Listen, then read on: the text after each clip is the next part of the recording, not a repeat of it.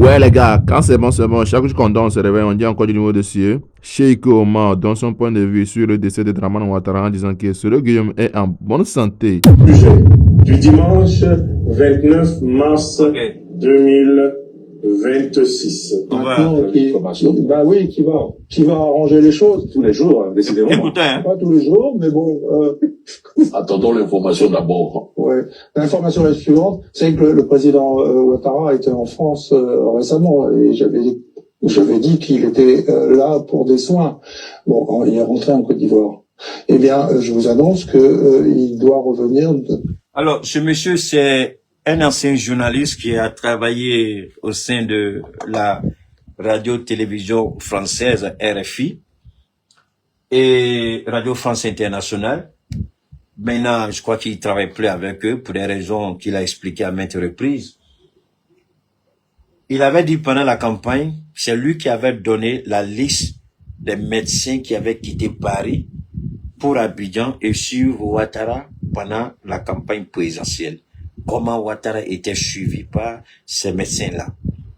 Et les médecins, bien avant qu'ils ne le disent, je fus une des rares personnes à dire que Ouattara perd son temps. Il a son programme, mais Dieu a son propre programme. Et curieusement, il se trouve que les choses sont en train de s'accélérer. Merci beaucoup pour le nom. Merci Fatih. Donc les choses sont en train d'aller un peu plus vite, au-delà de ce que moi-même je n'avais pas imaginé. Je ne m'intéressais pas à ça parce que les gens aiment trop. Ils ont fait la même chose avec Soro Guillaume. Ah, Soro Guillaume est mort. Soro Guillaume a été empoisonné à l'aéroport. Ils ont tout dit. Ou on va pas Soro. Oh, Nyamouro Fali, idiot que vous êtes. Vous savez, c'est ce que je vous dis toujours, vous les Ivoiriens, là. Avant qu'on continue d'écouter le monsieur. Vous voyez, vous faites quelque chose que Dieu n'aime pas. Vous vous êtes attaqué à Soro Guillaume. Matin, midi, soir. Il est mort. Il est là. Donc voilà votre champion lui-même. C'est ce qu'on appelle le retour du berger à la bergère. La réponse du berger à la bergère ou la réponse de la bergère au berger, c'est la même chose. On vous dit, il y a le retour du karma. Vous êtes acharné sur Soro Guillaume, son état de santé, il a été empoisonné. Et vous avez voulu même attaquer les pays de l'AES. Mais pendant que vous faisiez ça, pendant que vous étiez en train de battre le tambour, Dieu vous préparait quelque chose de plus subtil, un plat tellement délicieux que pour manger, vous allez avoir peur de toucher au plat, tellement il est bon et il sent bon. Dieu vient de vous servir maintenant. Parlez de Alassane Ouattara, je vous en prie. Il est mort, on ne sait pas. Il est vivant, on ne sait pas. On vous donne, j'ai fini avec ça. Donc, ce qui est important, ce n'est pas que nous, on souhaite ou on prie que Ouattara meure. Ouattara a tué plus de 10 000 Ivoiriens associés. Il y en a qui disent même 100 000. Quand vous prenez depuis le 19 septembre 2002 jusqu'à l'arrestation de Laurent Gbagbo, c'est beaucoup. Mais moi, je ne voudrais pas aller à un chiffre trop exponentiel. Je me limite à la raison entre 10 000 personnes, 3 000 à 10 000 Ivoiriens tués. Ouattara n'a jamais manifesté un petit remords, n'a jamais manifesté de la compassion pour les parents des victimes. Il a demandé à Bani de mettre en place une commission. Justice et réparation. Vous connaissez le nom. CDV, quelque chose comme ça. Le monsieur a travaillé. Et les résultats de leurs travaux ont été remis à Ouattara. En grande pompe au palais présidentiel. Jusqu'à la date d'aujourd'hui, Ouattara n'a jamais pris ce document-là et puis regardé. Et vous pensez honnêtement que Dieu est insensible à la mort de ces Ivoiriens? Vous pensez que ces Ivoiriens qui sont morts, ce ne sont pas des êtres humains? Vous pensez que la prostituée de ministre Ouloto, là, qui dit que les ouais n'ont pas été tués, alors que des documents officiels montrent qu'il y avait une planification génocidaire dans le Guémon, Man, Djokoué, enfin, l'ouest de la Côte d'Ivoire. Et Anne Ouloto, à cause des miettes, à cause de postes, elle a nié le fait que les ouais n'ont pas été tués.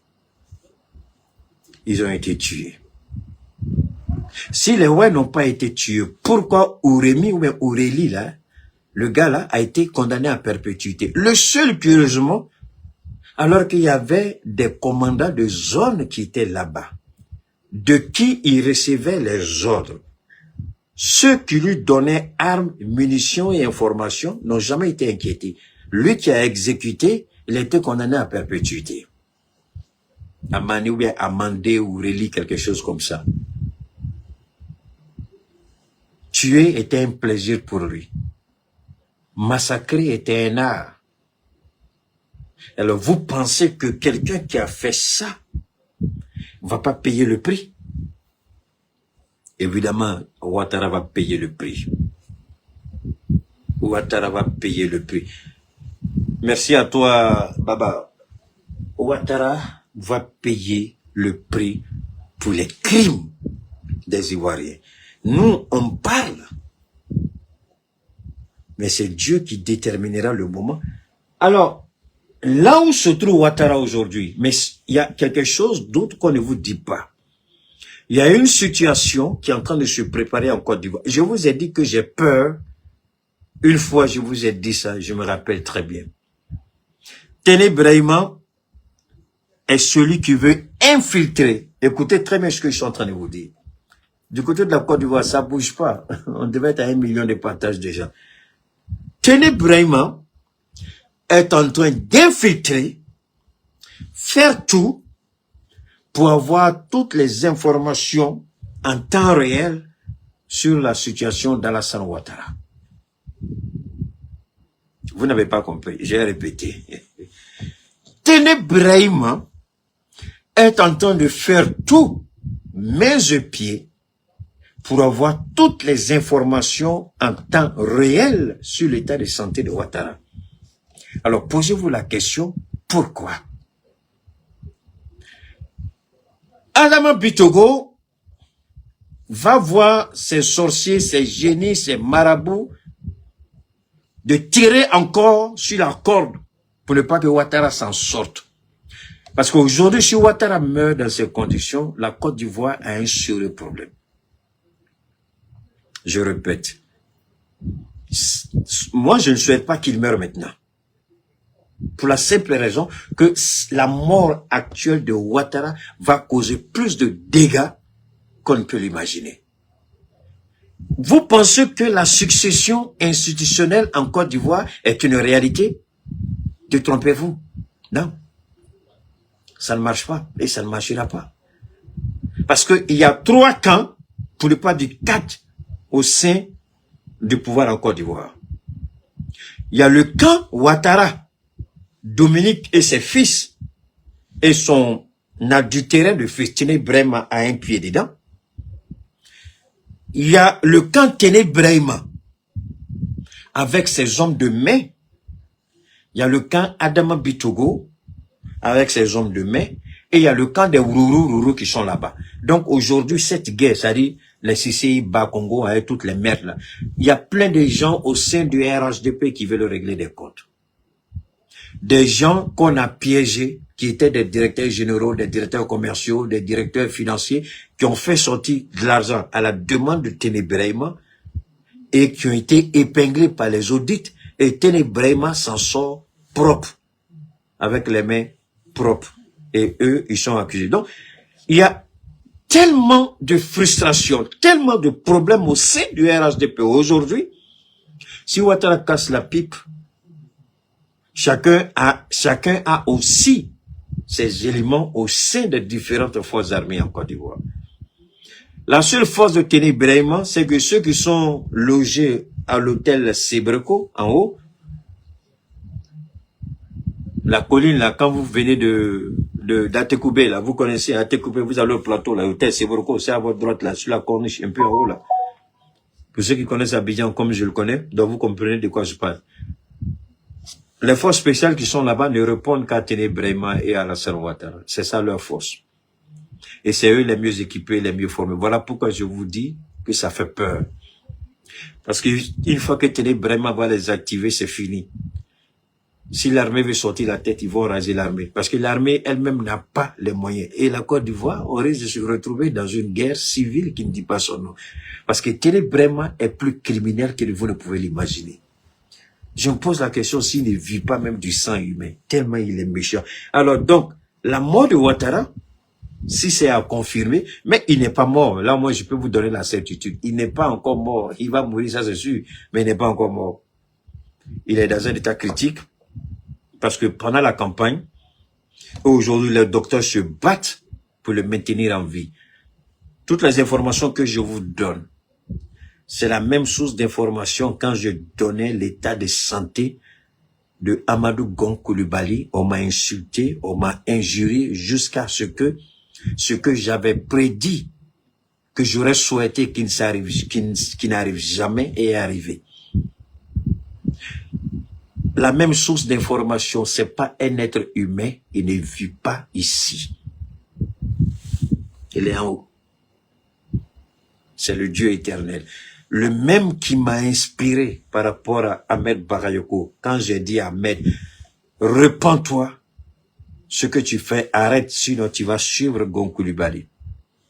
Ça a été fait. Celui qui a vu la chute d'Adama Bitogo, pendant qu'il était au sommet de son art, c'est bien moi. Celui qui a alerté Soro Guillaume, qui n'a pas été écouté, c'est bien moi. Et ce que je dis de Ouattara aujourd'hui, c'est la même chose. Ils se battent pour maintenir Ouattara en vie. Ouattara est sérieusement malade. Pourquoi? Écoutons. Sous quinzaine, dans une quinzaine de jours, pour les mêmes raisons. Ça, c'est une information. Voilà. La santé du président. Le rythme s'accélère. Il s'accélère. Raison pour laquelle ils sont obligés de taper du poing sur la table au sein oui, ils le savent. Ils sont au courant de cette information secrète qui relève de la santé. Okay. C'est une information secrète. Le rythme s'accélère. Quand j'avais commencé à parler du cancer de la prostate d'Alassane Ouattara, à l'époque, Chris Yapi ne parlait que d'un autre cancer d'Alassane Ouattara. Et moi, j'ai dit, petit Chris Yapi, l'information que je détiens, tu es trop petit pour aller là-bas. Et Ouattara, et j'ai dit ce jour que Ouattara a 2 cancers au stade terminal. Alors, vous pensez que c'est un plaisir pour moi de dire ce genre de choses-là? Je vous en prie, je ne suis pas un criminel. Vous n'avez pas le choix quand le Seigneur met dans votre bouche. Moi, je m'en fous, je ne porte pas boubou.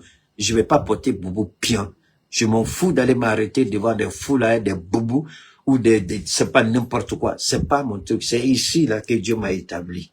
Donc, je dis pour moi, à partir d'ici. Si ça t'énerve, là, il faut aller te tuer. Si tu n'es pas content, déconnecte-toi, je m'en fous. Je répète. Ouattara est dans une situation critique. Et Téné Brema le sait. Du fait que Téné Brema a un problème avec Dominique Ouattara et les enfants de Dominique Ouattara, Téné Brema a l'impression que Ouattara a ouvert une porte trop grande pour Dominique et ses enfants. Quand Ouattara veut pousser Téné un peu devant, Téné commence à en abuser et Ouattara se retient. Ouattara met un coup de frein. Et chaque fois, Téné Brema se dit que Dominique est celle qui est en train de chuchoter dans les oreilles de Ouattara. Et ça crée cette situation entre Ouattara entre Téné et Dominique. La seule personne à qui Ouattara n'a jamais dit va demander pardon à Téné Brema, va présenter tes excuses à Téné Brema, c'est Dominique Ouattara. Tous ceux qui se sont frottés à Téné Brema, qu'ils aient raison, qu'ils aient tort, Ouattara leur a toujours dit d'aller demander pardon à Téné Brema. Daniel Kablan Duncan est vivant. peut témoigner. L'ancien Cissé, c'est ça là, le gars de fer là, l'ancien DG, il est vivant, il peut témoigner. Et qui encore? Il y a qui encore là? Il y a merde. Ils sont beaucoup, en tout cas ils sont nombreux. Tous. Ouattara leur dit toujours. Peu importe, Ouattara s'en fout. Il veut même pas chercher à savoir si il va demander pardon à télé. C'est ce qu'il a toujours dit. La seule personne à qui il n'a jamais dit va demander pardon à télé, c'est Dominique Ouattara.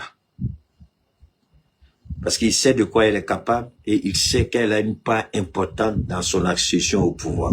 Maintenant, que fait Téné? Dominique a verrouillé autour d'Alassane Ouattara comme la femme d'Ahmed Bagayoko avait verrouillé autour d'Ahmed Bagayoko.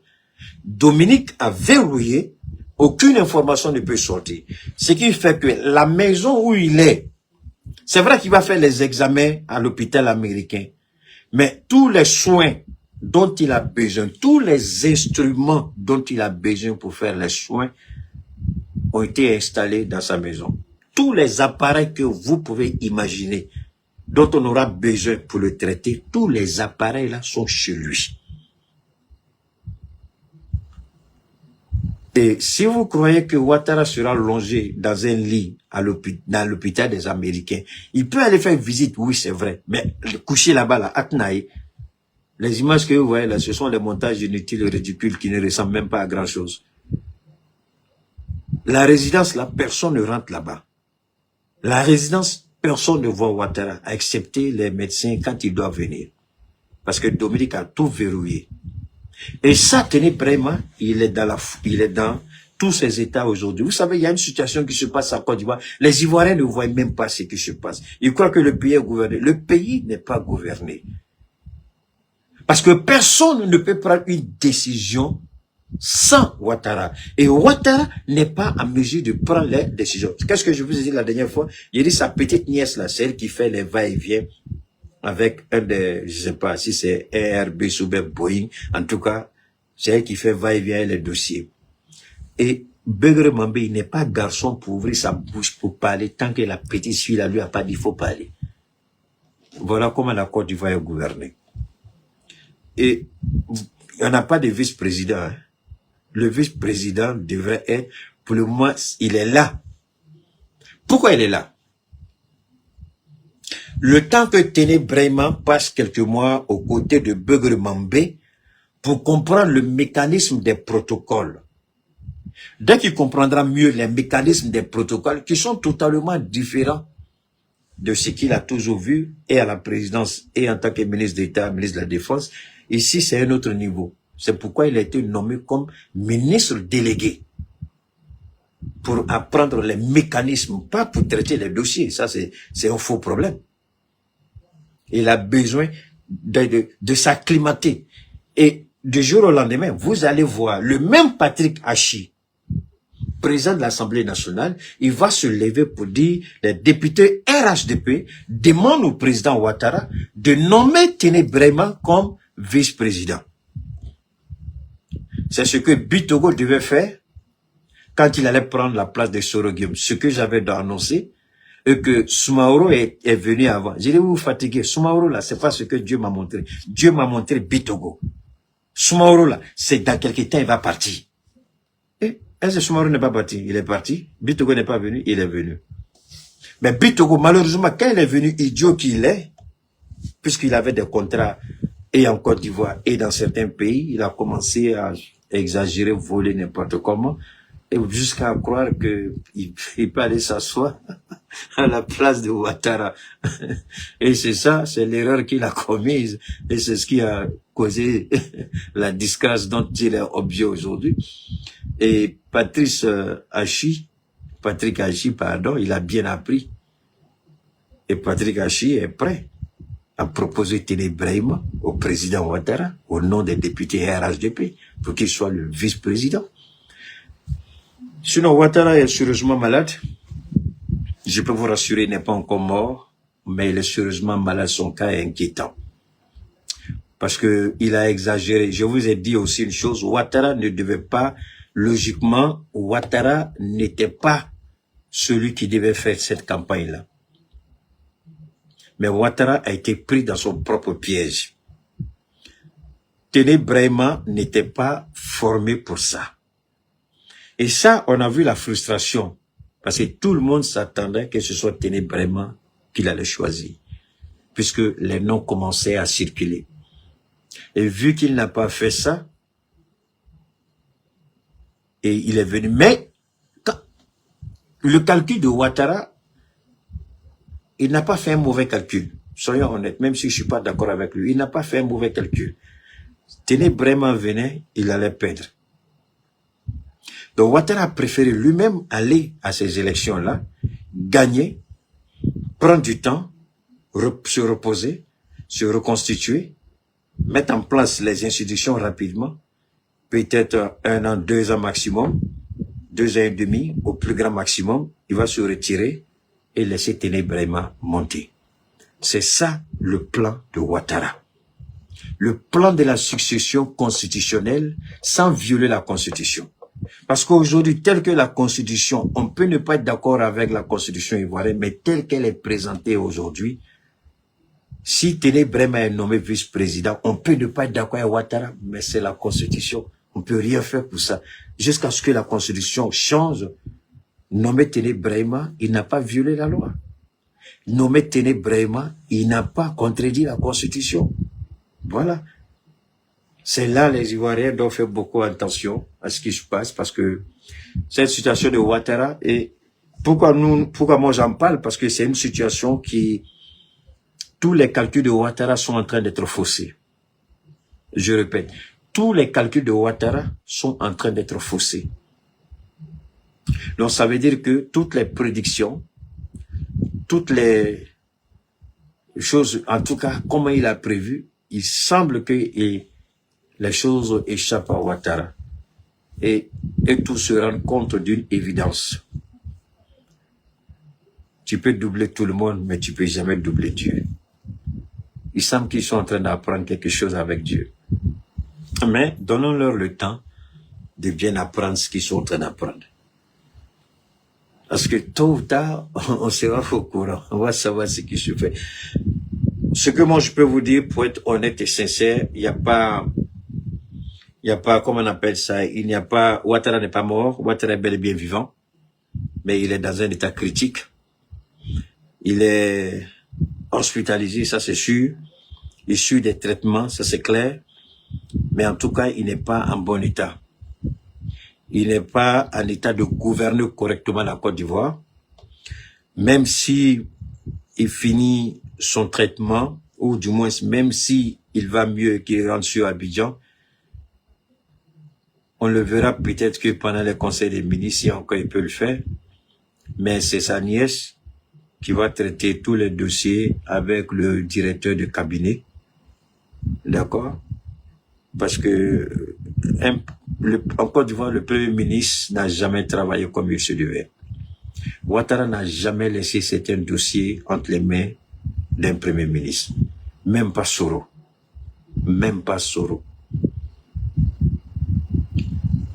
Donc, c'est sa nièce qui travaille sur tous les dossiers avec le directeur de cabinet, le chef de cabinet, et puis certains ministres, si elle a besoin d'informations, et c'est elle seule qui fait remonter toutes les informations à Ouattara.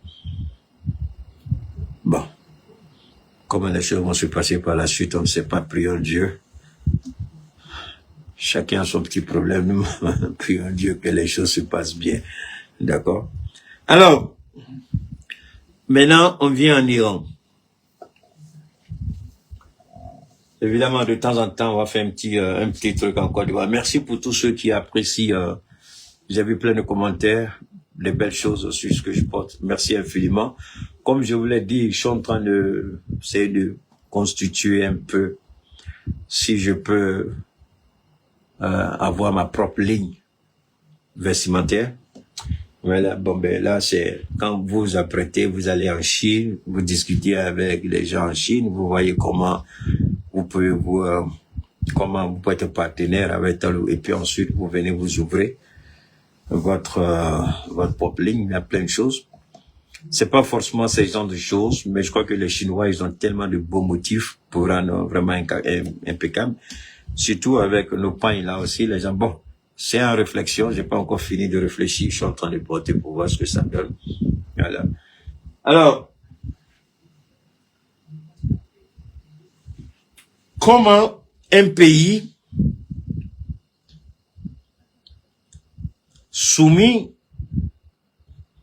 à de telles pressions, un pays qu'on veut absolument non seulement isoler, mais le seul langage qui sort de leur bouche les empêcher d'avoir l'arme nucléaire. Je m'arrête un peu à ce niveau. Pourquoi attaquer des universités si la question, c'est une question nucléaire? Pourquoi attaquer les écoles iraniennes? Cette guerre, on sent, en ce qui me concerne, en tout cas, j'ai l'impression que cette guerre, ce n'est pas réellement une guerre dont ils nous ont vendu. Mais on se rend compte que c'est une guerre d'extermination.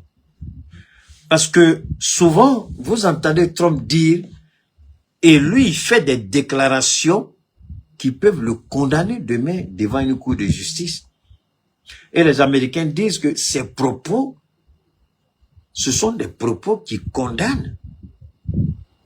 Je vais vous détruire, je vais vous faire ceci, je vais vous faire cela. Mais attendez, c'est ce qu'on appelle crime de guerre, crime contre l'humanité. Et je vais voir, il y a une dame qui a fait quelque chose d'extraordinaire, je sais pas, j'espère pouvoir la retrouver. Elle a dit quelque chose qui a mis toute l'Amérique. Voilà, elle est là. Je vais vous faire écouter ça, c'est en anglais, hein. C'est pas grave, je vais vous faire la traduction. This is one of the most. Je vais vous faire, bon, on va aller comme ça. J'espère, attends, je vais voir. Je vais voir si on peut passer ici. Et là, parce que c'est étonnant. C'est vraiment étonnant de voir que un président américain tient ce genre de propos. Si c'est... Oh, merde, donne-moi une seconde là. Si c'est une question... Permettez-moi, hein, je vais revenir rapidement là. Non, je vais revenir là rapidement. Alors, si c'est... Oh là là, c'est quoi ça?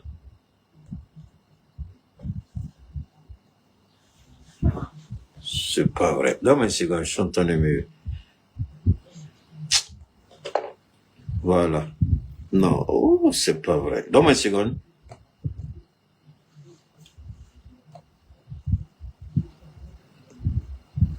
Voilà.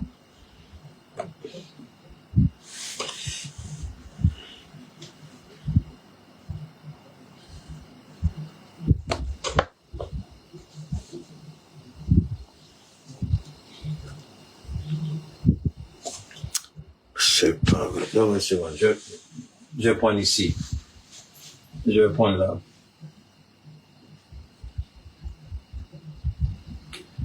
Ok, on va prendre ça ici. The most powerful speeches I've seen recently. A former intelligence officer in the United States Army, Josephine Gilbo, gave an incredible speech calling out the United States for its unlawful war in Iran.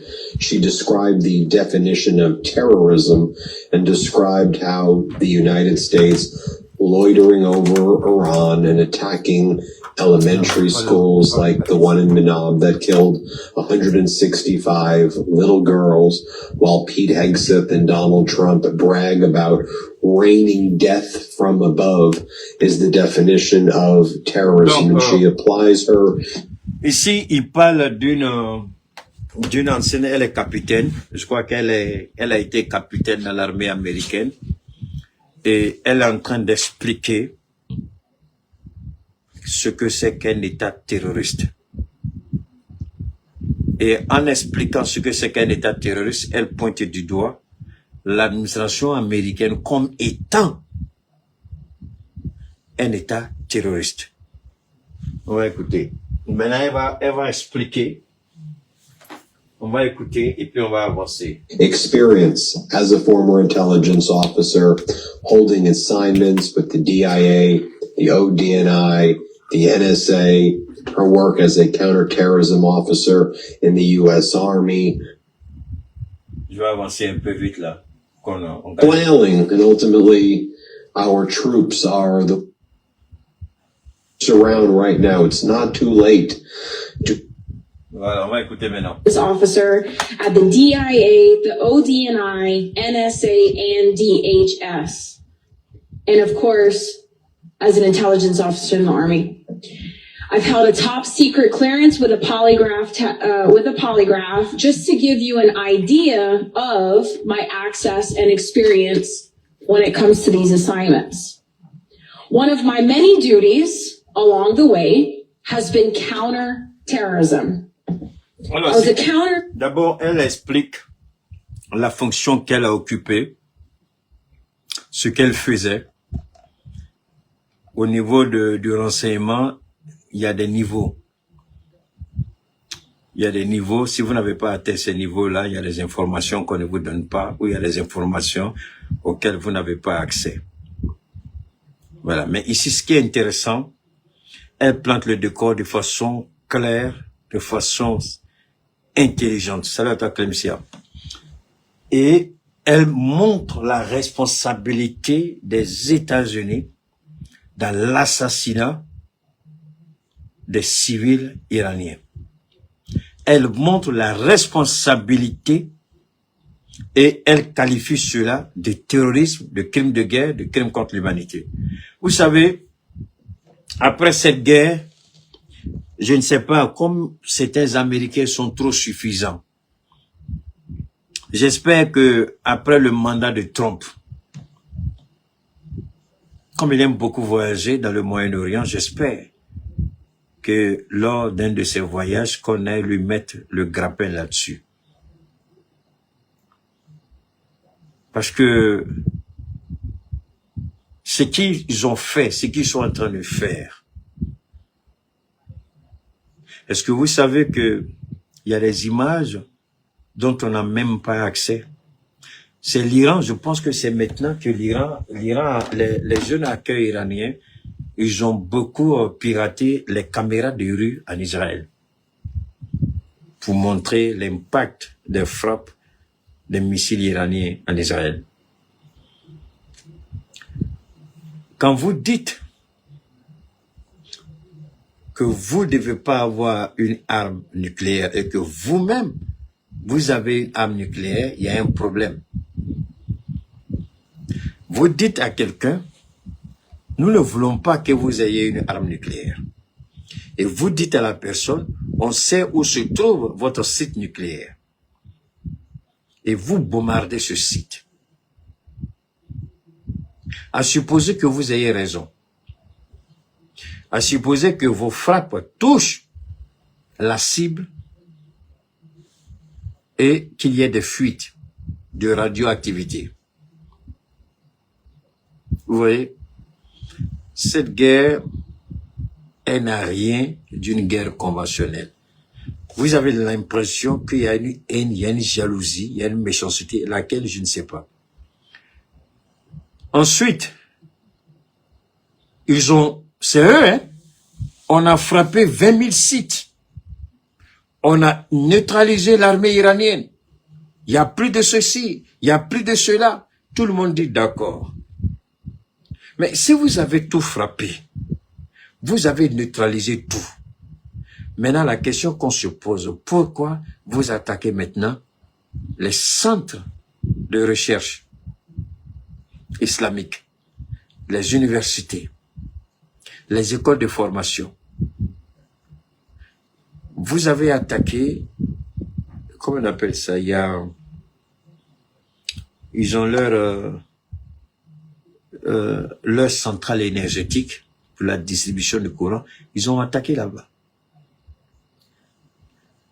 Il y a une structure chez eux là-bas, je vous ai expliqué la dernière fois aussi, Mais l'Iran, en réalité, l'Iran n'a pas le même problème que Israël ou les pays du Golfe.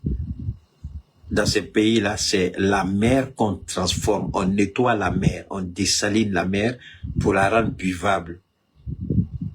L'Iran n'utilise que 13%, je crois, 13 ou 7%. Donc en réalité, l'Iran n'en a vraiment pas trop besoin. Est-ce que vous savez que cette structure de purification d'eau, Israël et les Américains ont frappé. Ils ont frappé la centrale de distribution d'énergie. Ils frappent les écoles, ils frappent les universités, les centres de recherche. Vous dites que vous voulez les empêcher d'avoir l'arme nucléaire. Les petites filles, le premier jour de leur frappe, 165 petites filles de 8 à 10 ans ont été tuées. Elle va expliquer. On n'avait même pas une idée de comment ça s'est passé. Mais comme elle a encore des... Comment vous dire ça? Vous savez, quand vous êtes dans le renseignement ou quand vous travaillez quelque part, même si vous allez, vous démissionnez, vous quittez, vous avez toujours des contacts là-bas. Les gens, vous avez toujours certaines personnes avec qui vraiment vous avez gardé de très bonnes relations. Donc souvent, qui vous font des petits, même si c'est pas tout, mais souvent qui vous donnent des petites informations. Il y a une information qu'elle a donnée sur l'école des petites filles, comment ça a été bombardé. Moi, je mangeais et puis j'ai perdu l'appétit. Je ne pouvais plus manger. Comment ils ont envoyé les missiles Tomahawk que vous connaissez là. Je vais vous laisser écouter. Terrorism officer in the U.S. Army. And I want to give you the definition of terrorism. Donc, as we use it here in the United States. Terrorism is the premeditated use of violence or threat of violence against civilians or property to induce fear, coercion, or intimidation aimed at government or societies to achieve political, religious, or ideological objectives. Given this information, we're going to focus back now to the bombing of Manab. 165 little girls were killed by United States Tomahawks from a United States vessel. Bon, elle a donné d'abord la définition du terrorisme selon l'Amérique. Une action prédéterminée dans le but de créer le chaos, la terreur pour obtenir des objectifs politiques, religieux ou tout autre objectif. Et elle dit, par rapport à l'école minable des jeunes filles, l'Amérique a commis un acte de guerre, un acte, comment vous appelez ça, un crime, pardon, contre l'humanité, un crime de guerre, et elle explique. C'est 2 tomahawks qui ont été lancés sur l'école. 2. Elle dit, la première qui a été lancée, c'est tombé sur une partie du bâtiment. Les enfants sont allés se réfugier dans la salle de prière. Ça peut être la mosquée de l'école. Donc, la première frappe n'a pas touché les enfants. Quand c'est tombé au sein de l'école, les enfants, les maîtres, les maîtresses, tout le monde, ils se sont réfugiés dans la mosquée, le lieu de prière. Et ce qu'elle dit, et cette fois-ci, ils ont orienté. Le deuxième tomahawk a été orienté sur la mosquée où se trouvaient les enfants, les enseignants, les responsables, tout ce que vous pouvez. Alors, et c'est ça qui est étonnant. Mais elle dit, alors qu'aux États-Unis, avant qu'on le frappe, on vérifie les coordonnées. Puisque elle a travaillé dans ce qu'on appelle le contre-terrorisme. Il y a la vérification des cibles. Et d'abord, la localisation géographique. 2, est-ce que la cible qu'on veut éliminer est là? Donc, elle dit qu'il y a 2 à 3 niveaux de vérification avant qu'on le frappe. Mais vous vous rappelez quand ils ont posé la question à Donald Trump, ce bâtard de président, là, vous vous rappelez ce qu'il a dit? Oh, je sais pas, après on voit. C'est ce qu'il a dit. Comme si les enfants qui ont été tués ne servent à rien. Jamais l'Amérique ne s'est excusée. Et quand vous écoutez le soulard qu'ils ont comme ministre de guerre là, qui raconte sa vie de merde tous les jours, voilà pourquoi l'Amérique est en train de perdre cette guerre. Ce que l'Iran est en train de faire subir aux Américains, je vous jure au nom de Dieu, même 10 ans après, l'Amérique n'aura pas fini de colmater les brèches. 10 ans après, l'Amérique n'aura pas fini de tout mettre en place là-bas. Tous les investissements qui ont été faits par l'Amérique dans le Moyen-Orient, c'est au moment où l'Amérique avait l'argent à flot. C'est pas maintenant où ils ont problème d'argent qu'ils vont aller investir. Et surtout, à cette époque, 5 milliards de dollars, c'était pas grand chose. Mais aujourd'hui, là, si il y a 20 ans, 10 ans en arrière, tu as fait un investissement de 5 milliards de dollars. Tu crois que ce sera le même investissement de 5 milliards de dollars aujourd'hui? Non. Là où tu as mis 3 milliards, là, il y a 10 ans en arrière. Aujourd'hui, là, c'est 10, 15, 20 milliards que tu as mis dedans. C'est pas la même chose. In the area of operation. Écoutez, on continue. A modern Tomahawk missile is equipped with onboard cameras. Ok. Ça, c'est quelque chose que je ne savais pas. Elle dit, les missiles Tomahawk sont équipés de caméras. Donc, les missiles avaient des caméras. Donc, avant l'impact, les missiles ont montré tout de suite ce qu'il y avait. La cible. Les missiles ont montré.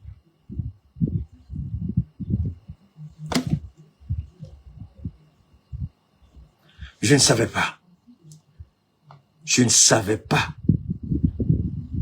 Et elle dit, c'est pas une Iranienne qui parle, c'est une Américaine qui parle, celle qui a servi dans le contre-espionnage aux États-Unis. Elle a servi au niveau de NSA, au niveau de la CIA, au niveau du FBI, elle a servi à tous les niveaux. Et elle dit, les prises de décision, je les connais. Nos missiles sont équipés de caméras.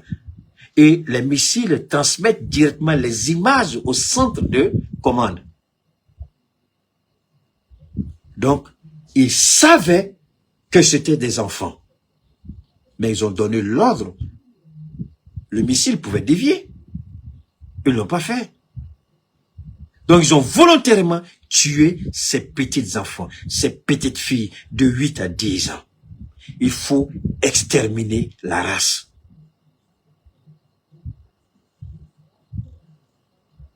Moi, je pouvais peut-être dire c'est une guerre.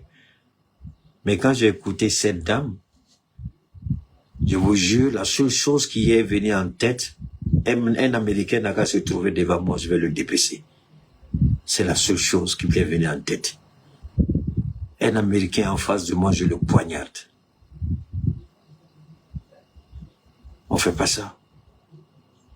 Vous ne pouvez pas prétendre nous dire, vous êtes des animaux, des sauvages, on vous vend notre civilisation, et puis vous faites ça. Et je vois, c'est les mêmes Américains qui envoient les gens ici, dans nos palais présidentiels. Je ne sais pas ce que les présidents de l'AES vont me faire. Mais après ce que je vais dire ici, là, si moi j'entends qu'il y a un ministre américain ou un truc comme ça, je ne sais pas ce qu'ils vont me faire, mais j'ai parlé. Je ne sais pas ce qu'ils vont me faire, mais j'ai parlé. Real-time targeting imagery. Donc, la transmission en direct is constantly collected by several intelligence agencies. Donc, elle dit, pendant que le missile est en cours, il y a l'imagerie satellite, les informations en temps réel. Le centre de commandement a toutes les informations en temps réel. En temps réel.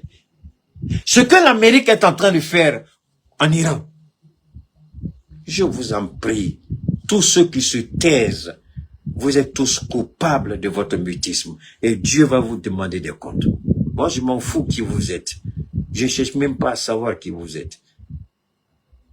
Si vous avez la possibilité de parler, vous ne dites rien, vous cautionnez, c'est pourquoi, je le répète une dernière fois, l'Amérique, wallahi billahi, je jure sur le Saint-Coran, l'Amérique ne gagnera pas cette guerre. C'est pas possible. L'Amérique ne peut pas gagner cette guerre. À défaut de gagner cette guerre, ils ont deux options. Soit larguer une bombe atomique, ou, comme ils le disent, tuer tous les Iraniens. Mais il faut raser l'Iran. L'Iran, le sous-sol iranien, comme Dieu l'a fait avec Noé. Il y a des Iraniens qui ont été sélectionnés qui sont en bas là-bas. Leur travail, c'est de s'accoupler. Tu es en haut, il y en a qui sont en bas. Mais pendant ce temps-là, ils auront déjà fini à mettre en place leur bombe à eux, leur bombe nucléaire. Vous larguez votre bombe, ils vont larguer leur bombe. Ils vont pas larguer leur bombe seulement en Israël, ils vont larguer leur bombe sur tous les États arabes. Moi, je suis 100% iranien, parce que ce que ceux-là ils font, on peut jamais accepter ça. Et l'Iran va faire payer ça. Alors, ça, c'est pas les Iraniens qui donnent ces détails-là.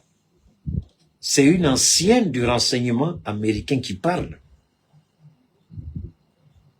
Elle donne comment l'Amérique fonctionne, comment les frappes américaines fonctionnent. Parce que le Sénat, on peut tout dire des Américains, le Sénat dit toujours, avant d'ordonner le décaissement des financements, le Sénat dit voilà ce que nous voulons, voilà ce que nous voulons, voilà ce que nous voulons.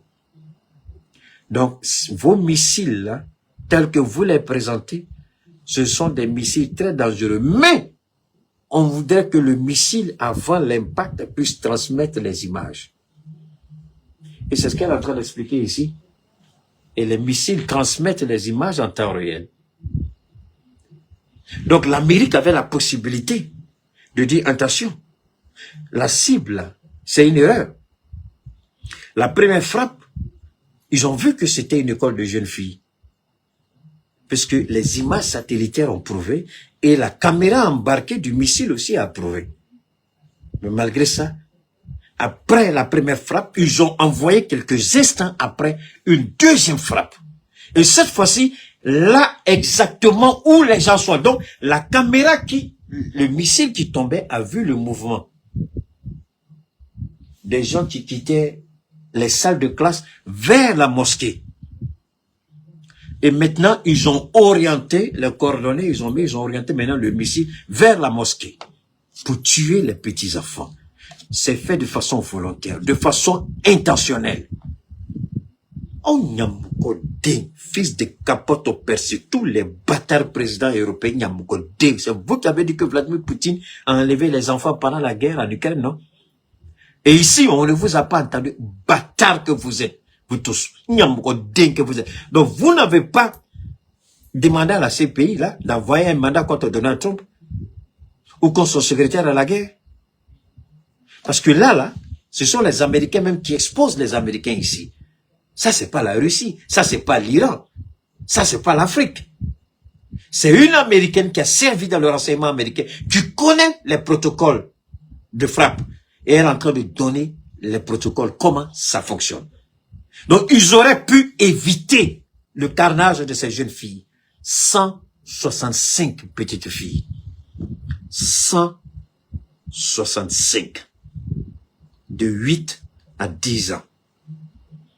Elles se lèvent sans imaginer ce qui va leur arriver. L'Amérique avait la possibilité d'annuler la deuxième frappe pour préserver la vie de ses enfants. L'Amérique ne l'a pas fait. L'Amérique a ordonné l'assassinat de ses enfants. Several countries in real time. Écoutez. Let's talk about what that satellite imagery would show of the Manab little girls' school. Maintenant, pas de ça, écoutez. C'est Murals. The entire school was surrounded by colorful children painting, flower, bright color murals surrounded this school. OK.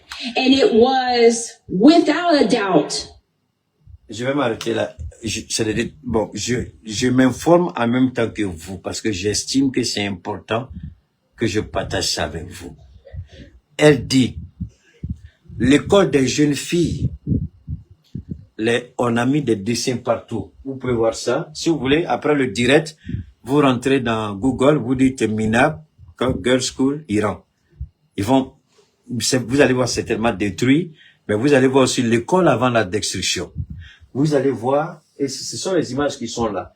Donc, quand le missile arrive, le satellite a les images. Le missile a une caméra embarquée. Mais, et attention, ce sont des caméras à haute résolution, si je vous en prie. C'est pas n'importe quelle caméra, puisque le missile à lui seul, il peut aller dans 3 millions, 6 millions. Donc, c'est pas n'importe quelle caméra qu'ils vont embarquer. C'est des caméras à haute résolution. D'accord? Pour voir de façon distincte. Donc, vous avez vu tout ça? L'école décorée aux couleurs des jeunes filles, des petits enfants qui sont là. Mais vous avez quand même donné l'ordre de tirer. a school if you looked at it through satellite imagery. It was without a doubt a school when you looked at it through the onboard camera of the Tomahawk missile. It was clear. Now let's talk about when the attack started on Iran, 10 a.m. At 10 a.m., Israel, along with the United States, began attacking Iran. By 10:20, the staff at Minab School began evacuating the children. Strike one. Elle dit, à 10 heures, Israël et les États-Unis ont commencé à bombarder l'Iran. 10h10, le staff de l'école a commencé à évacuer les enfants. À 10h10. Donc, en temps réel, les gens savaient ce qui se passait à l'école. Puisque ils ont cette fantaisie-là d'orienter leur satellite sur vous quand ils veulent vous frapper. Et c'est ce qu'elle est en train de dire. Et on va... Hit the school. Le premier missile à 10h20. The kids moved to the prayer room. Là, elle peut même pas parler. Là, elle est émotive, elle est en train de pleurer, là. À 10h20, le premier missile frappe l'école. À 10h20. Donc, tous, ils courent vers la salle de prière, comme elle l'a dit. La mosquée de l'école. Ce sont les enfants. Là où ça fait mal, le premier missile a frappé à l'intérieur de l'école. Dans la panique, ils se sont dit peut-être dans la mosquée, c'est le seul coin où on ne peut jamais nous atteindre.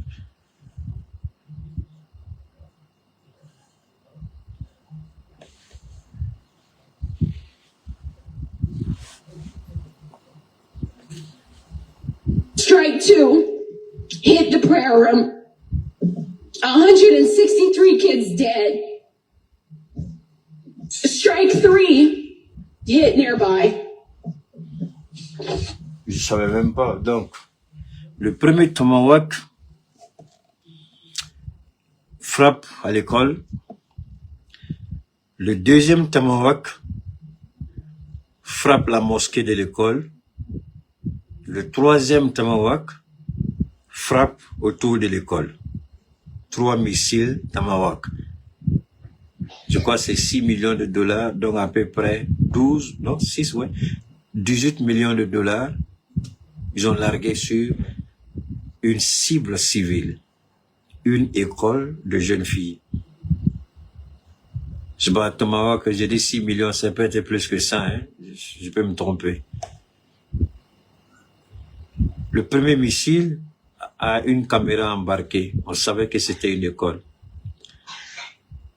Le deuxième missile avait une caméra embarquée. On savait que c'était une école. Le troisième missile avait une caméra embarquée. On savait que c'était une école. Mais ils ont frappé quand même. Voilà le pays qui se présente comme le pays le plus puissant du monde.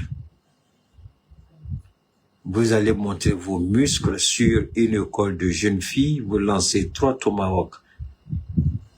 Moi, je voudrais que les présidents de l'AES refusent de collaborer avec les Américains par rapport à ce crime de guerre. Je demande au président de l'AES qu'il regarde Dieu et à cause de la crainte de Dieu et de ces petites filles qui sont la seule façon pour le Mali, le Burkina et le Niger d'honorer la mémoire de ces petites filles tuées par l'Amérique, c'est de refuser l'accès de notre espace aérien aux États-Unis. Je ne sais pas ce que tu vas me faire, Assimi Goïta. Je ne sais pas ce que tu vas me faire, capitaine Ibrahim. Je ne sais pas ce que tu vas me faire, Général Tchani. Mais si moi j'apprends que les Américains ont accès à notre espace aérien, Minda Savofo, ce que je peux dire là, je vais dire, peut-être que vous allez me tuer. Parce que on ne peut pas permettre à un pays criminel comme les Américains d'avoir accès à notre espace aérien. Ici, là, c'est eux les terroristes ici. Ils ne cherchent pas les terroristes. Parce que selon la définition qui est donnée ici, c'est eux les terroristes. C'est eux les terroristes. Vous n'allez pas donner notre espace aérien à des terroristes. Assimi Goïta, Ikanake, à cause de Dieu, ne le fait pas. Ne le fait pas. L'Amérique vient de démontrer que c'est lui le terroriste. Il n'a pas besoin de notre espace. Je vous demande pardon. Burkina et Sabali, ne le faites pas. Ne le faites pas. Ne le faites pas. Je demande à nos présidents de ne pas le faire. Ne le faites pas. Je vous demande pardon, monsieur le président de l'AES. Les Américains n'ont qu'à trouver un autre moyen. Ils ont des satellites, mais ne leur permettez pas d'avoir accès à notre espace aérien. Vous ne pouvez pas leur accorder notre espace pendant qu'ils tuent des petites filles de 8 à 10 ans en Iran. Je ne parle pas pour l'Iran, mais je parle pour les enfants. Vous n'allez pas leur accorder notre espace aérien. C'est des criminels. Si j'étais président aujourd'hui, au nom de Dieu, wallahi billahi, j'allais donner 24 heures aux diplomates américains de quitter mon territoire. C'est des criminels, les Américains, c'est des assassins, on n'a pas besoin d'eux dans le Sahel. Monsieur le président Goïta, je ne sais pas ce que tu as fait, mais à la délit, il ne faut pas leur accorder notre espace aérien. Ne le faites pas. Ne le faites pas. Je vous demande pardon, ne le faites pas. À cause de ça, ne le faites pas. Quand ils vont venir ici, là, montrez-leur l'image, posez-leur la question. La définition du terrorisme, c'est quoi selon vous, Américains? Quand ils vont vous donner la définition, posez-leur la question. Les filles, là, les 165 jeunes filles que vous avez tuées en Iran, là, ça fait de vous des terroristes ou ça fait de vous des champions? Donnez-nous la définition. Quand ils vont vous répondre, vous leur direz, on ne peut plus vous donner notre espace. Parce que vous n'êtes pas différents des terroristes que nous combattons dans le Sahel. Les Américains ne sont plus différents des terroristes que nous combattons dans le Sahel. Les Américains ne sont pas différents des terroristes que nous combattons dans le Sahel. Alors pourquoi vous allez leur donner notre espace alors que ce sont des terroristes déguisés? Monsieur le Président, moi j'ai dit pour moi, tous les services de renseignement de l'AES m'écoutent. Je prie que nos responsables du renseignement transmettent fidèlement ce que j'ai dit à nos 3 présidents. On ne veut pas des Américains chez nous. On ne veut pas d'eux. Je remercie Dieu de m'avoir inspiré, de dire non à cette merde de pays. Quand je quittais les États-Unis, Il y a des analphabètes, des tarés qui n'ont rien compris. Ils pensaient que l'Amérique, c'était la fin du monde. C'est le blablabla, c'est le blablabla, c'est le ceci. Voilà l'Amérique là où vous voulez que moi je reste et j'ai dit non. C'est une bénédiction. Quand vous prenez certaines décisions, les gens ne comprennent pas. Restez serein dans les décisions que vous prenez. Parce que Dieu vous montrera tôt ou tard que la décision que vous avez prise il y a des années, vous avez bien fait. Ça, tel que je me connais, je ne pouvais pas supporter ça aux États-Unis. Peut-être qu'on allait m'enfermer là-bas. Parce que je ne sais pas fermer la bouche quand ça fait mal. Et ça là, je demande à nos présidents, à cause de Dieu. Les Ivoiriens, vous pouvez accepter parce que vous n'avez pas un président. Vous avez un cadavre qui est là comme président. Donc, je ne peux pas trop mettre les Ivoiriens dans ce que je dis. Le jour où les Ivoiriens auront un bon président, on va bien parler. Mais on a un cadavre vivant qui est là. Ça, c'est quel français? Il faut laisser tomber. C'est un cadavre vivant qui est là, à la Salvatore. Mais moi, je dis au président Goïta, je ne supplie pas. Je ne supplie pas. Je ne demande pas pardon. Je leur dis tout simplement que les Américains ne sont pas mieux que les terroristes que nous combattons dans le Sahel. On n'a pas besoin d'eux. C'est tout ce que je dis. Monsieur le président de l'AES, je ne sais pas si j'ai la même compréhension de la situation de ces jeunes filles. La meilleure façon, nous, pas du gouvernement iranien, je répète, je ne suis pas en train de parler pour le gouvernement iranien. Je suis en train de parler par rapport à une spécialiste qui sait ce que c'est. On ne peut pas. On ne peut pas. Ignamokode, Samuel bâtard, ta mère bâtard, ton père bâtard, bâtard, sors de mon direct, imbécile que tu es. Peut-être que j'ai enlevé cette merde-là de mon truc-là. Donc pour nous, c'est une réalité. Nous disons, permettez-moi une seconde, nous disons une seule chose, c'est pas compliqué. Monsieur le président de l'AES, je le répète encore, les Américains sont des fous. Les Américains sont des criminels. Les Américains sont des terroristes. Ils n'ont qu'à trouver un autre moyen pour contrôler les terroristes dans le Sahel. Vous n'avez pas besoin d'eux, on n'a pas besoin d'eux. Je le dis, je le répète une dernière fois. Monsieur le président de l'AES, on n'a pas besoin des Américains dans notre espace. Ils viennent de démontrer qu'ils sont des véritables criminels, des assassins et des terroristes.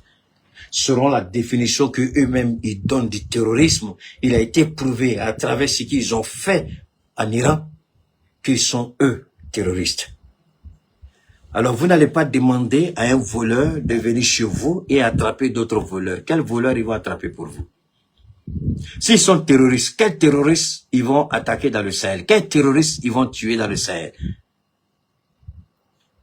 Alors vous commencez à comprendre que depuis tout le temps qu'ils étaient là, ils étaient à la base 101 ans au Niger. Combien de terroristes ils ont attrapé pour le Niger?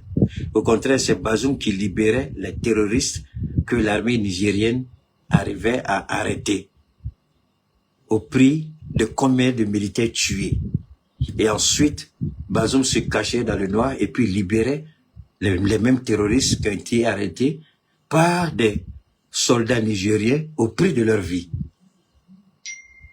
C'est pourquoi qu'il a été, c'est à cause de ça qu'il a été renversé.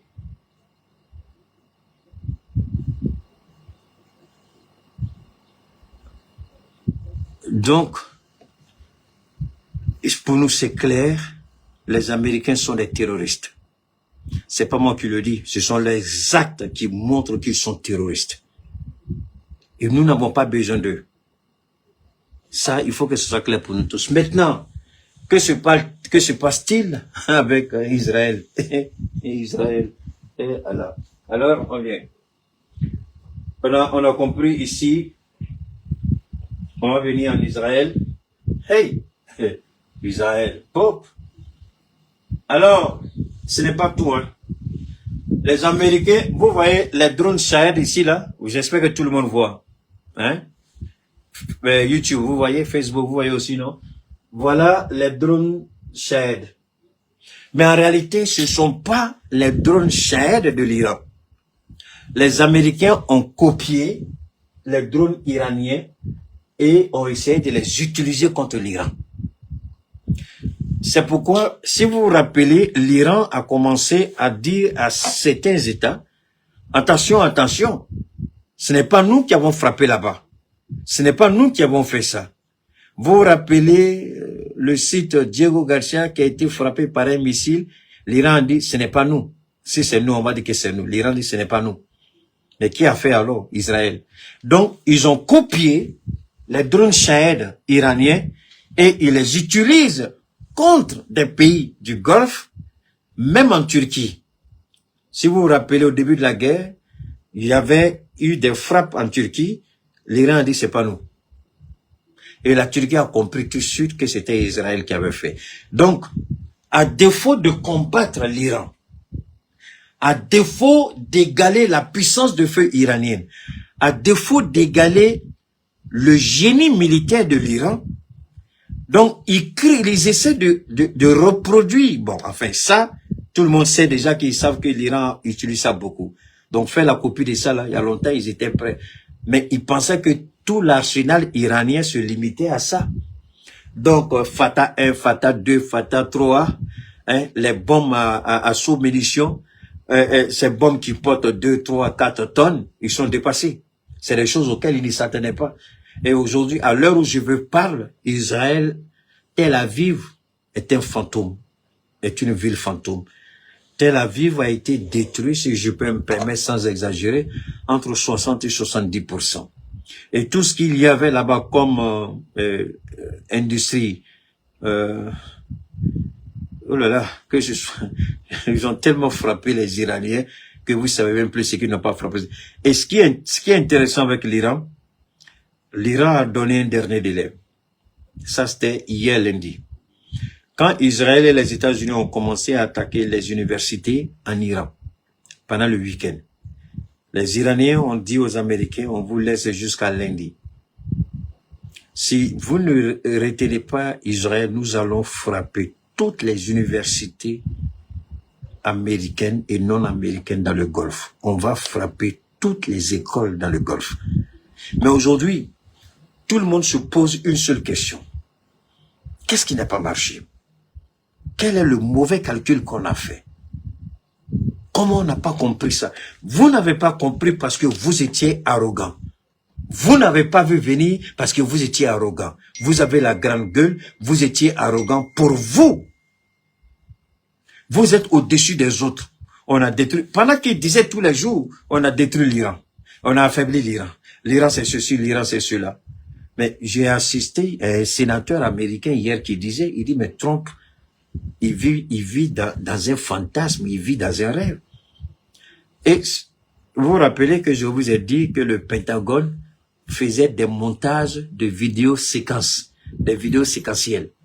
3 minutes, 2 minutes, et puis ils disent à Trump, on a fini. Puisqu'ils ont compris que Trump, c'est quelqu'un qui n'aime pas la contradiction. Il a dit, même le week-end, il a dit, il dit, j'aime marcher avec les gens qui sont pauvres parce que je veux être toujours au-dessus de ces gens-là. Je n'aime pas que quelqu'un soit égal à moi ou quelqu'un soit plus riche que moi. Donc, les gens avec lesquels je marche, ils sont tous en bas de moi. Comme ça, je parle et je m'impose. Il dit, c'est ce que j'aime. Ça, c'est un président qui parle comme ça. Déjà, il dit, je n'aime pas la contradiction. Et le petit chroniqueur qu'il a sélectionné sur les plateaux de Fox News et qu'il a nommé comme ministre de la guerre, Pete Excel. Mais c'est un idiot. Il ne fait que faire ce que Trump attend de lui. Et c'est eux qui font les montages de vidéos et qui disent à Trump, on a gagné. On a tout fini. Alors, maintenant, les sénateurs disent, même les sénateurs républicains disent, mais pendant que tu dis que tu as gagné la guerre, voilà. Bon, ça, affaire de drone, on va laisser, on est trop pressé, il y a plein de choses à vous montrer. Hein? Ça aussi, c'est... Bon, j'espère que vous pouvez voir ça. Hein? Alors, vous pouvez voir ça. Ça, c'est... Regardez bien.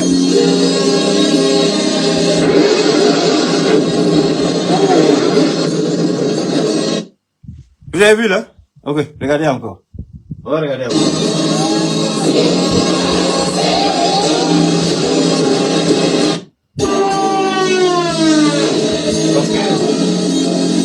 Regardez.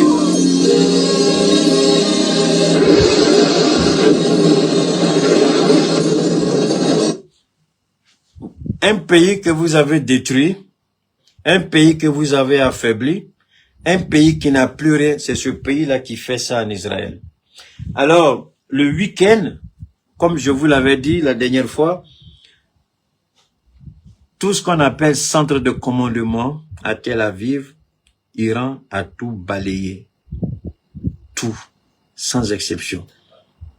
Tout a été balayé, c'est pas fini. On revient encore ici. On revient là. Je vais vous ramener encore en arrière. Où est cette partie? Attendez, je viens. Il y a une partie que je voudrais vous montrer. Il y a une partie intéressante là pour moi qui est... Donne-moi une seconde, hein? C'est compliqué les gars, c'est un peu compliqué. On va vous montrer... Ok, on dirait que c'est ça qui est là. Ok. Ok, ça, je vais vous montrer, ça c'est bon. Alors, l'Iran, et ce qui a un peu marqué les, The Al Jazeera report said that the attack took place as U.S. airplanes hovered above Baghdad throughout the night of March 29th. Ok, vous savez, les journalistes, surtout les sénateurs, ils posent toujours une question à Donald Trump. Mais si réellement tu as affaibli ce pays, si réellement tu as frappé ce pays, on vient de perdre un avion de 270 millions de dollars. Ça, c'est coût simple.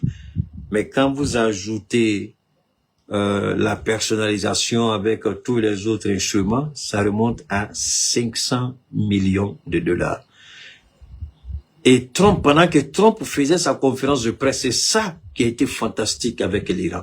Pendant que Trump disait, on a tout détruit, c'est fini, l'Iran, blablabla, bla, on glisse un petit mot au ministre de la guerre, au premier ministre Marco Rubio, au président Trump. Sur chaque mot, on dit l'Iran vient de frapper, l'Amérique vient de perdre un de ses avions radars. Parce qu'il y a des avions radars qui volent et puis qui arrivent à capter les infos, tout ça, et qui transmettent directement au centre de commandement. Et les Américains disent, bon, ben, écoutez, vous dites que vous avez tout fait, mais pourtant, il n'y a plus de centre de commandement dans le Moyen-Orient. Tout a été détruit. Il n'y a plus de centre de commandement militaire. Tout a été détruit. Bon, maintenant, c'est vrai que les F-35 n'ont pas été détruits, mais on a un avion ravitailleur qui a été abattu. On a un avion radar qui a été touché. On a un F-35 qui a été touché. On a un F-22 qui a été touché. Mais finalement, qu'est-ce que vous dites quand vous dites que nous avons fait ça à l'Iran? Et l'Iran prouve que tout ce que vous avez dit, tout est faux. Parce que pendant que vous dites ça, l'Iran frappe. Et les cas les plus flagrants, c'est Bahreïn, Dubaï, et puis la base Prince, quelque chose Sultan en Arabie Saoudite, et en Israël. Israël, les frappes israéliennes sont totalement différentes des frappes que nous avons dans le Moyen-Orient. Le Moyen-Orient est frappé parce que le Moyen-Orient abrite les bases militaires américaines. Maintenant, quand vous regardez Israël, Israël est l'agresseur complice des États-Unis. Donc, pour Israël, il ne s'agit pas seulement en plus. Israël, en plus de ce qu'on appelle la réciprocité, c'est-à-dire que quand Israël frappe, par exemple, un château d'eau en Iran, on va frapper 10 châteaux d'eau en Israël. Israël touche quelque chose, on va faire la même chose, sinon pire. Mais à côté de ça, il y a des bombardements quotidiens. À tel point que Dieu est tellement bon dans cette guerre qu'il y a beaucoup de choses qui nous passent à côté. Il y a eu deux grandes manifestations qui montrent que la main de Dieu est dans cette guerre. La première manifestation, c'était les Israéliens. Les Israéliens sont sortis et les Israéliens ont commencé à manifester. Ils disent, ça devient insoutenable. Toutes les nuits. Et l'Iran est tellement fort dedans. L'Iran attend la nuit. Et la nuit, l'Iran commence à faire pleuvoir. C'est pas des vagues de 2 minutes, 3 minutes, non. L'Iran peut faire toute la nuit. Des vagues successives frappent Tel Aviv. Donc, même si cette guerre finit, il y aura beaucoup d'Israéliens qui vont devenir fous. Beaucoup vont devenir fous. Donc, pourquoi je dis qu'il y a la main de Dieu dedans? Je continue. Et Benjamin Netanyahu disait aux Iraniens de prendre leur destin en main. Eux, ils ont déjà fait le travail. Mais curieusement, voilà ce que Dieu dit. C'est pas toi qui décides, c'est moi. Maintenant, c'est les Israéliens qui sortent et qui demandent à Benjamin Netanyahu d'arrêter la guerre et d'organiser les élections pour qu'on le chasse du pouvoir et qu'il aille en prison. Deuxième main de Dieu. Toute l'Amérique, sur l'ensemble des 50 États, il y a eu des manifestations monstres où ils ont dit « No king ». En Amérique, on ne connaît pas de roi. Un président ne peut pas se comporter comme un roi. Ignorer la Constitution, ignorer la loi et faire sa volonté. Donc, pendant que Trump aussi, l'idiot, demandait aux Iraniens de renverser le pouvoir, les Américains aussi sortent dans les rues et demandent à Trump des comptes. Parce qu'il est en train de commettre ce qu'on appelle crime de guerre, crime contre l'humanité. Et quand il menace, par exemple, de faire ceci, de faire cela, les gens marquent. Voilà ce que tu as dit, et ce que tu as dit, si tu le fais, c'est un crime de guerre, et tu seras jugé pour ça. Donc finalement, des gens qui disent qu'on a frappé l'Iran, on a frappé l'Iran, on a frappé l'Iran, on a frappé l'Iran, ils n'ont même plus de cible. Ce sont les universités maintenant qui sont visées. Parce qu'ils n'ont plus de cible. Est-ce que cela vous dit quelque chose? Je vous avais dit qu'il ne faut que frapper des bâtiments vides. Et que le vrai pouvoir, la vraie armée se trouve 500 mètres sous terre. C'est maintenant qu'ils ont compris. Donc, sachant bien qu'ils n'ont aucun moyen d'avoir accès au sous-sol où sont stockés les missiles, les drones, les centres d'opération, sachant bien qu'ils n'ont aucun moyen d'y aller, maintenant, ils veulent faire mal à la population en frappant les universités et en frappant les stations de traitement d'eau potable ou les centres de distribution de courant. Quand la guerre arrive à ce niveau, ça veut dire que vous avez perdu. Mais quand l'Amérique arrive à ce niveau, elle qui se fait passer pour la première puissance économique mondiale, la première puissance militaire mondiale, quand l'Amérique arrive à un niveau aussi bas, alors chacun peut se poser des questions légitimes. Est-ce que l'Amérique est réellement ce que l'Amérique prétend être? Parce que ici, tout le monde doit observer, tout le monde doit regarder et tout le monde doit tirer les leçons. Mais attention, si l'Amérique fait ça, est-ce que réellement l'Amérique est ce que l'Amérique dit qu'elle est? Donc l'Amérique est incapable de gagner la guerre, elle est obligée de s'attaquer aux universités, elle est obligée de s'attaquer au centre de traitement d'eau, au centre de distribution de courant. Pourquoi? Mais ce que j'oublie, vous pouvez attaquer tout ce qui est sous terre en Iran est autonome, n'est à rien connecté à ce qui se trouve sur terre. Tout est autonome en bas. Tout. Donc l'Iran peut mener cette guerre, et l'Iran l'a dit, on peut faire cette guerre pendant 10 ans sans épuiser notre stock. Alors la question c'est de savoir quel genre de missiles ils utilisent et puis ça peut pas finir. Ou bien, est-ce qu'ils ont des usines de production sous terre? Ou bien, on ne sait pas. Mais après, je découvre que quand le petit président, comment vous l'appelez là? ukrainiens, ils disent aux pays du Golfe que nous avons les moyens pour maîtriser les drones iraniens parce qu'on l'a fait avec Poutine. Mais ce qu'ils oublient, c'est au début qu'ils ont fait ça avec Poutine.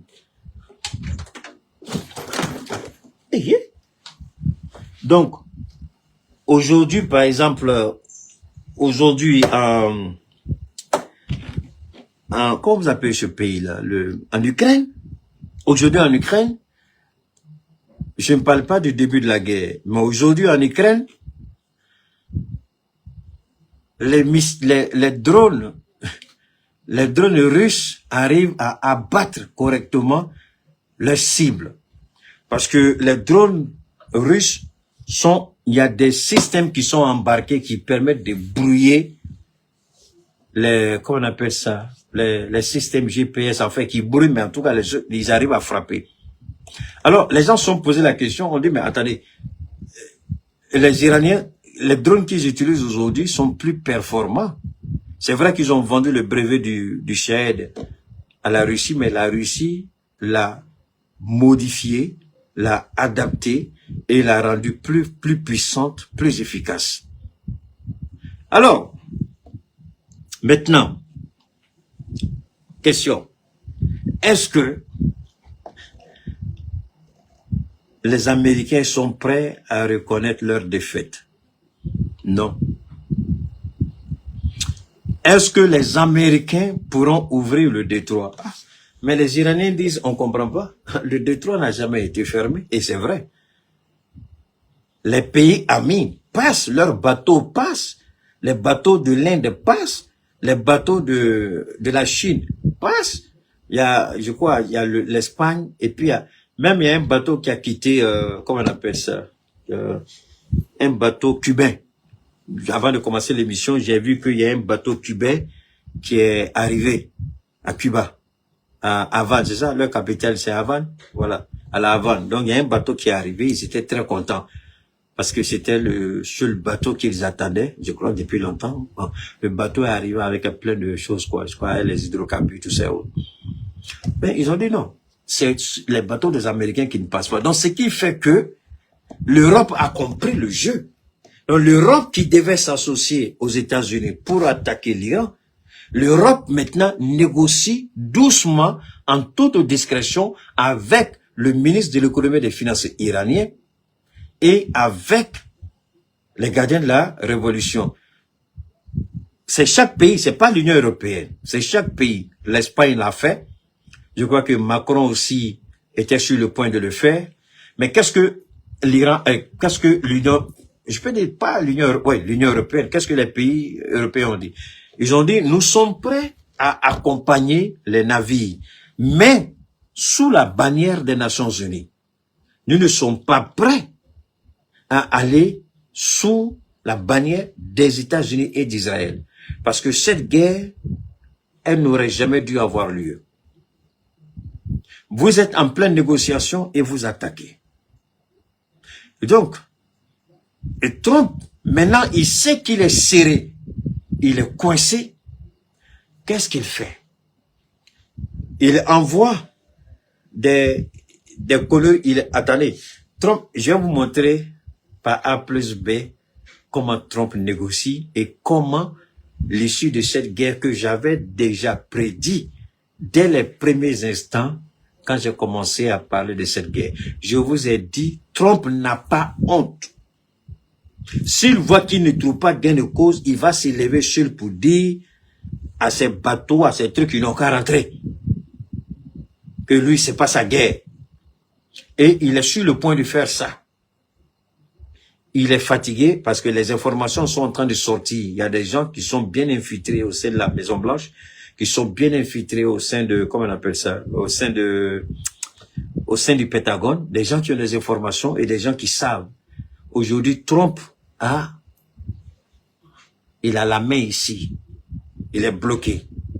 Trump, il est bloqué. Il veut sortir, mais comment? Donc, il envoie un point. Les Iraniens disent, ça c'est pas nous, ça c'est lui, ça ne nous regarde pas. Maintenant, il y a deux pays qui sont impliqués. Quels sont les deux pays? C'est l'Égypte et le Pakistan. Le Pakistan s'entend très bien avec l'Iran et l'Égypte s'entend très bien avec l'Iran. Mais l'Iran est clair sur une chose. L'Iran a mis en place un système. Je ne sais pas si je pourrais vous montrer le système.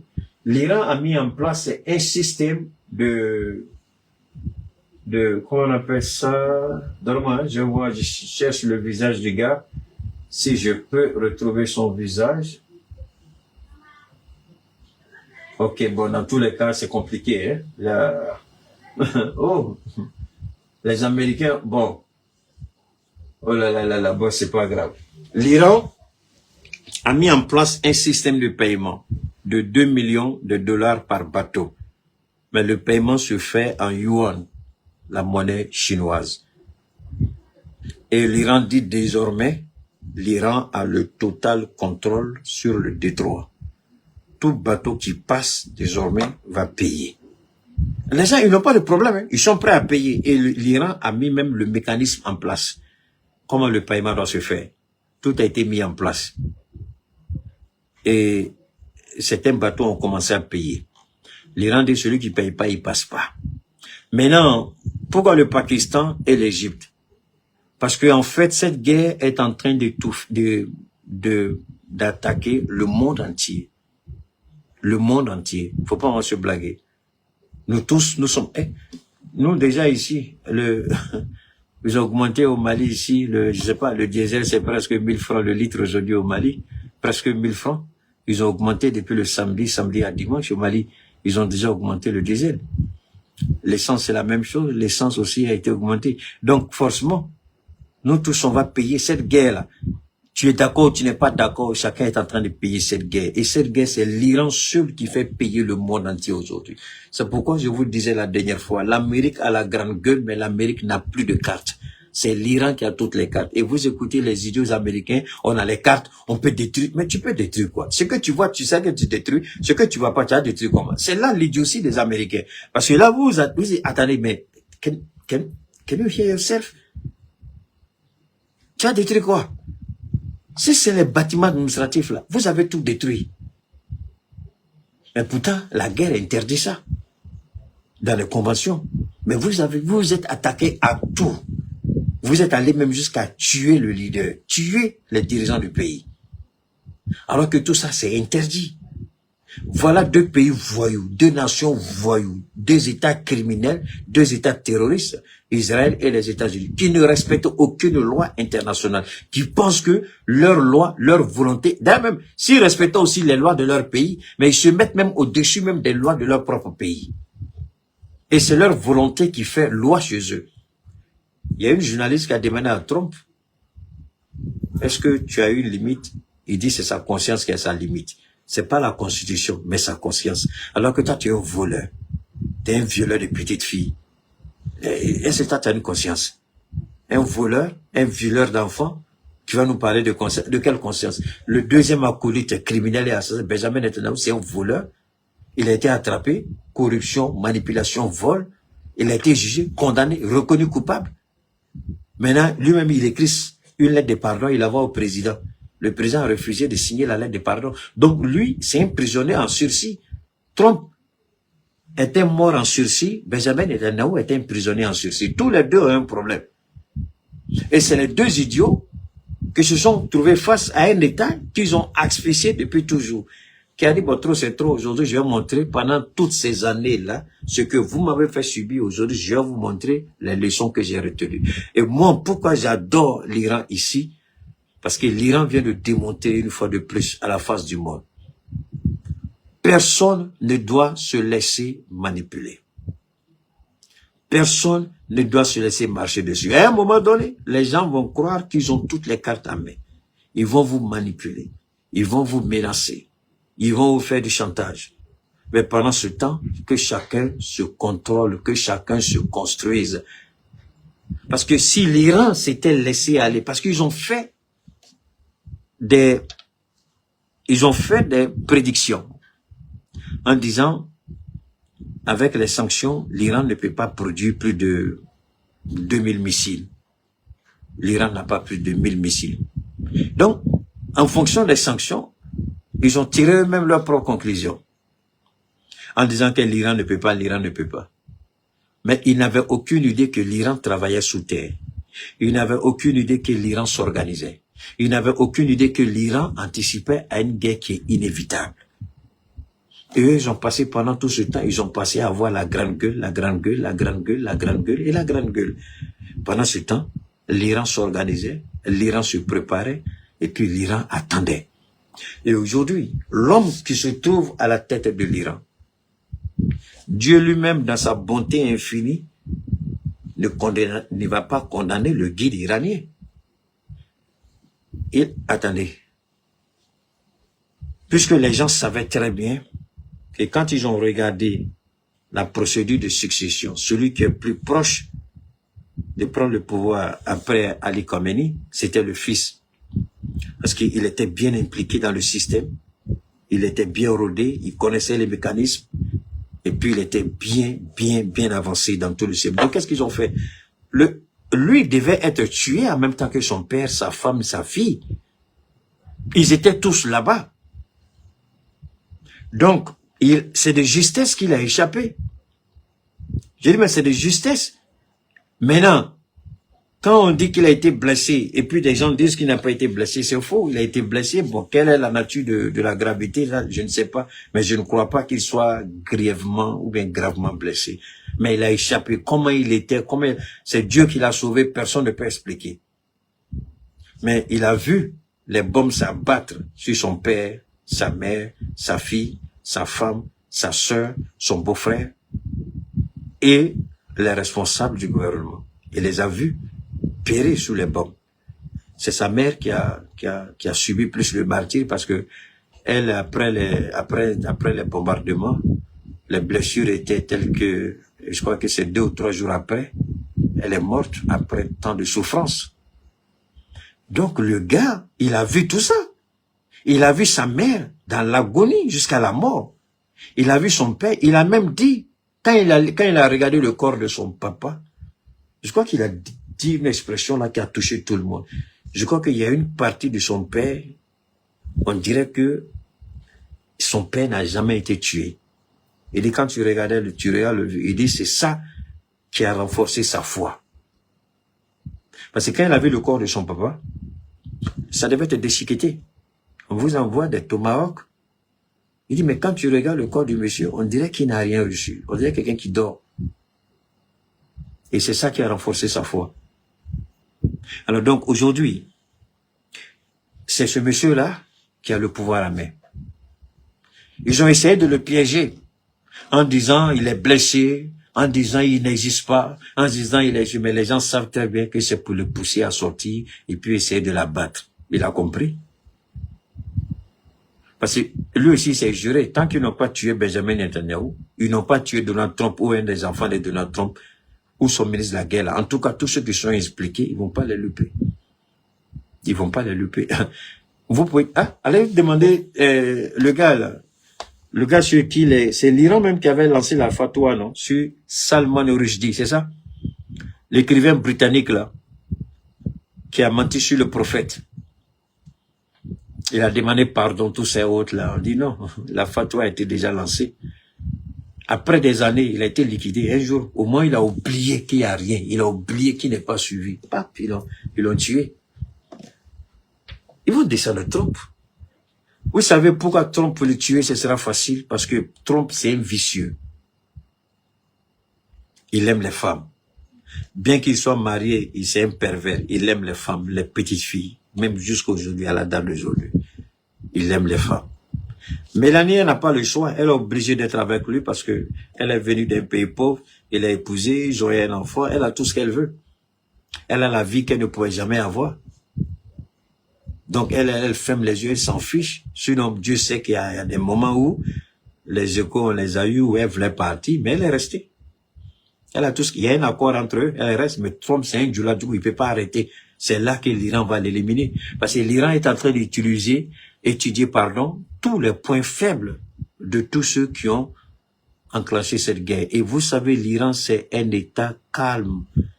Un État qui n'est pas pressé, qui ne se précipite pas. Et l'Iran est en train de regarder et l'Iran prend son temps. Donc Trump, il sera frappé. S'il n'est pas, en tout cas, Trump ne peut pas échapper, ou sa famille forcément, ils le savent très bien.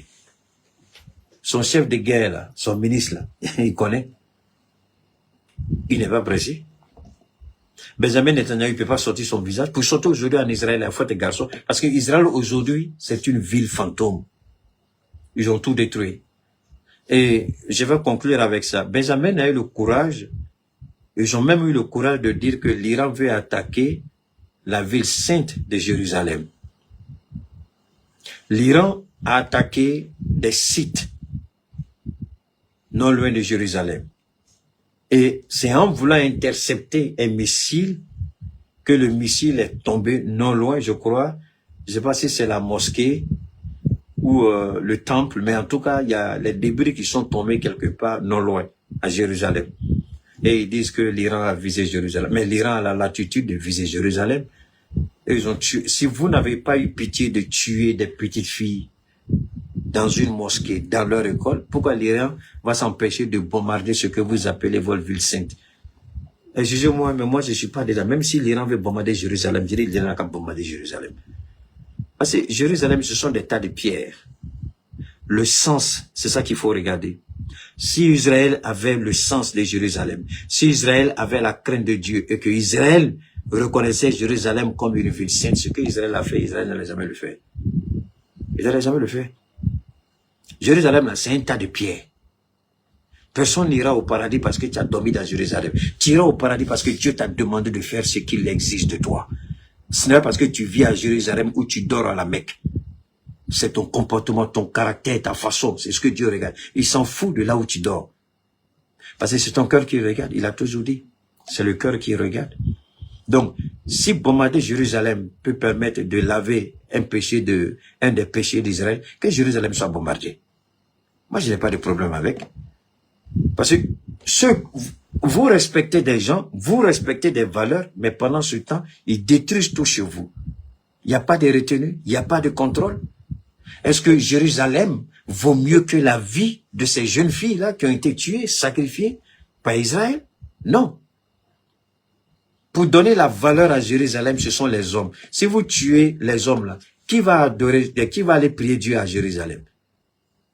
Parce que souvent, les gens passent à côté de l'essentiel, ils se contentent seulement sur les briques, les murs, les trucs, c'est tout ce qu'ils veulent. Mais Jérusalem, c'est l'homme qui va là-bas pour prier Dieu. Mais l'homme, là, tu le tues, là. Est-ce que Jérusalem, le mur lui-même va prier Dieu? Jérusalem a besoin des gens à l'intérieur pour prier Dieu. Mais les mêmes gens qui doivent, tu les tues. Est-ce qu'on les a pas vus? Empêcher les gens même. On a vu une fois, je sais pas si c'était François Hollande ou quel président français, il est parti à la mosquée, là. La mosquée, c'est la troisième mosquée sainte, là. On a vu l'opposition de la police, israélienne. On voit comment souvent ils empêchent les musulmans d'avoir accès à la mosquée. Donc si on peut détruire Jérusalem et puis tout reconstruire là, alhamdoulilah, que cela soit fait, si c'est la volonté de Dieu. Alors, ce qu'il faut retenir, parce que moi je ne suis pas dans non, moi je ne suis pas dedans. Jérusalem n'est pas mieux qu'un être humain. Dieu a dit l'être humain est au-dessus de toute chose qu'il a créée. C'est pas moi. Si vous savez lire, allez, c'était Chirac, ok, merci beaucoup, merci à toi. Il faut aller. Merci infiniment, Jacques Chirac. Et c'est tout. Nous, on n'invente rien. Jérusalem, c'est les hommes. Sinon, est-ce que Dieu avait besoin de faire sortir les Israéliens de l'Égypte? Ils pourraient rester là-bas, non? Le même Dieu n'a pas